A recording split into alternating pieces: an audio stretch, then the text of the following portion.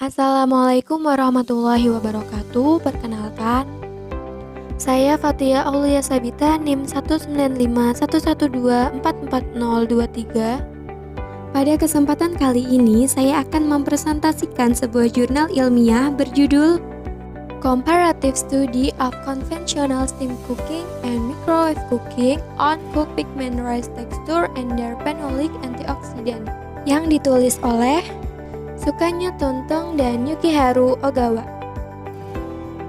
Pokok pembahasan yang akan saya paparkan meliputi yang pertama yaitu latar belakang, kemudian bahan dan metode, hasil dan diskusi, dan yang terakhir kesimpulan. Pembahasan yang pertama yaitu latar belakang. Latar belakang jurnal ini dikaitkan dengan beras berpigmen yang dapat dikarakterisasi menjadi kelompok beras hitam, ungu, dan merah yang dibedakan berdasarkan warna lapisan perikrap pada bulir padi. Lapisan perikrap sendiri merupakan lapisan yang terletak di bagian luar, dan lapisan ini banyak mengandung selulosa dan protein. Dan kemudian pada beras berpigmen terdapat beberapa senyawa bioaktif, terutama senyawa fenolik yang memiliki banyak manfaat bagi kesehatan, seperti efek antioksidan dan antiinflamasi, serta mengurangi risiko penyakit kronis.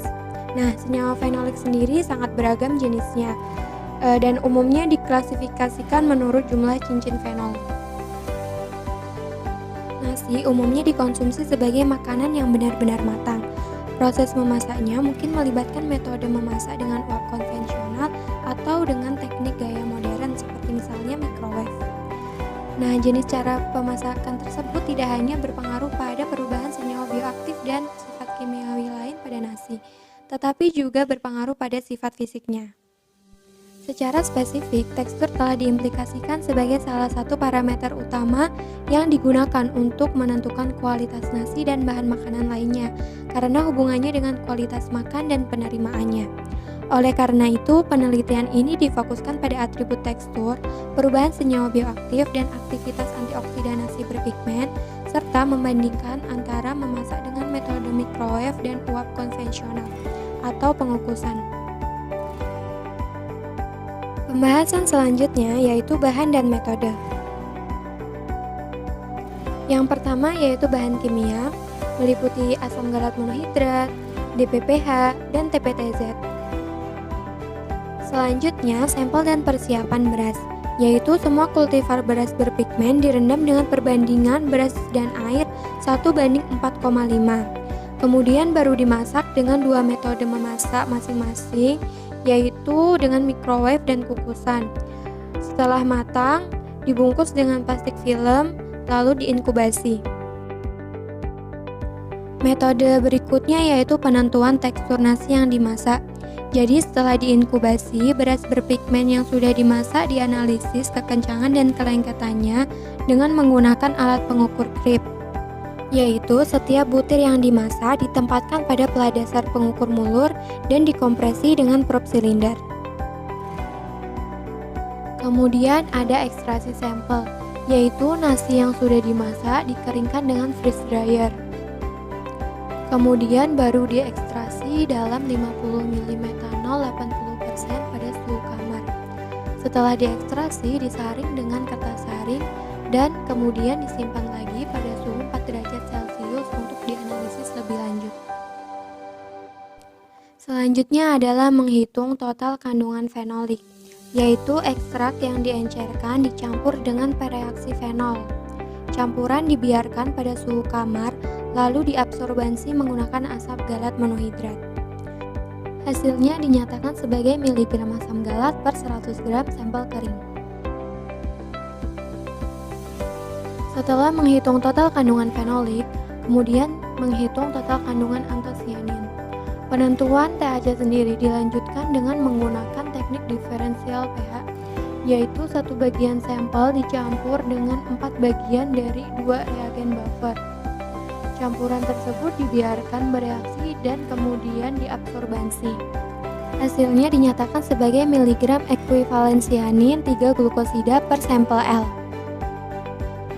Metode yang selanjutnya adalah pemulungan radikal DPPH, yaitu campuran ekstrak yang diencerkan Diinkubasi dalam gelap selama 30 menit. Kemudian diabsorbasi menggunakan metanol dan trolok sebagai standar.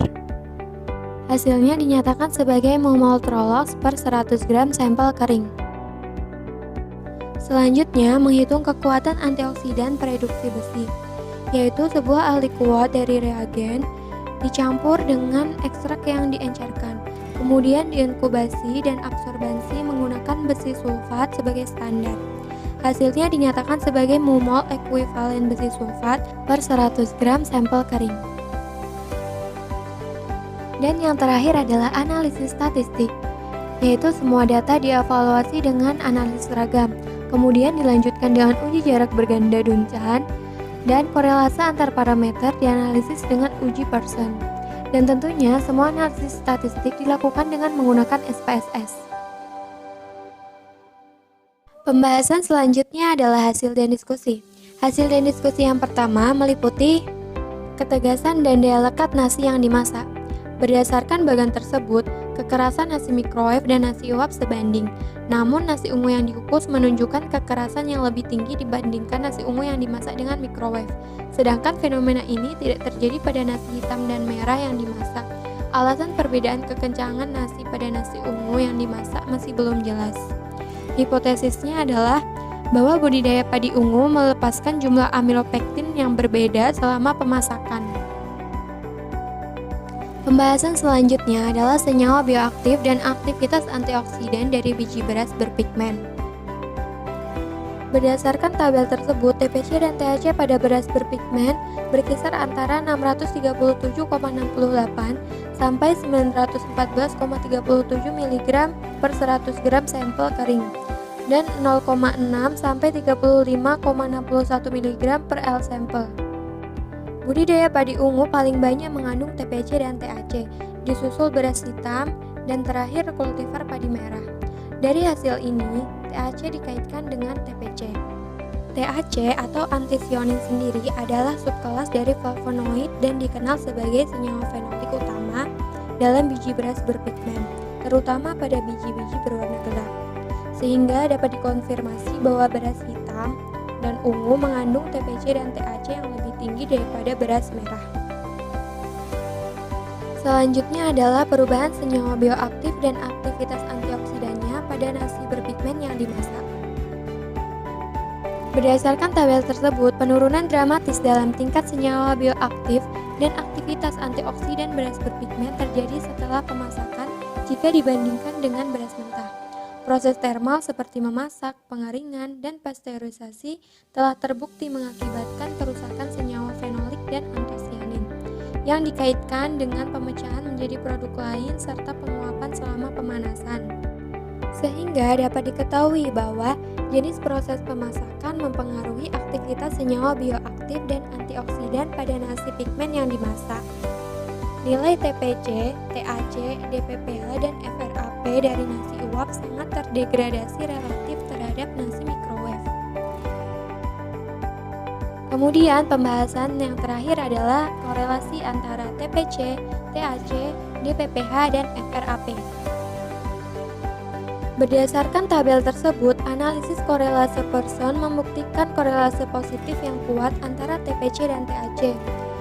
Dan membenarkan bahwa anthocyanin adalah senyawa fenolik utama yang terkandung dalam pigmen butir beras. Selain itu, senyawa bioaktif memiliki korelasi positif yang tinggi dengan aktivitas antioksidan DPPH dan FRAP, dengan nilai FRAP menunjukkan hubungan positif yang sedikit lebih tinggi dengan TPC dan THC.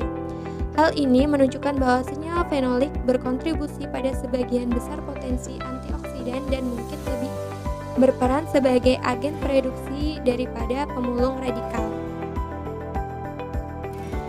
Kemudian masuk ke pokok pembahasan yang terakhir, yaitu kesimpulan. Seperti yang telah kita ketahui, tekstur merupakan parameter kunci dalam menentukan kualitas nasi. Hasil penelitian jurnal ini menunjukkan bahwa kekerasan nasi microwave sebanding dengan nasi uap, meskipun memasak dengan microwave meningkatkan daya rekat. Studi ini juga menegaskan proses pemasakan sebagai faktor kritis yang mempengaruhi kerusakan TPC dan THC, dan akibatnya bertanggung jawab untuk menurunkan aktivitas antioksidan nasi berpigmen. Kemudian, waktu pemasakan yang lebih singkat dan pola pemasakan microwave dapat lebih menjaga senyawa bioaktif dan kemampuan antioksidan nasi berpigmen daripada metode pengukusan. Oleh karena itu, memasak dengan microwave dapat dianggap sebagai metode memasak yang direkomendasikan bagi konsumen dan produsen untuk mengawetkan komponen antioksidan dalam nasi dan tentunya mengurangi waktu memasak. Mungkin cukup sekian dari saya, kurang lebihnya mohon maaf dan terima kasih. Wassalamualaikum warahmatullahi wabarakatuh.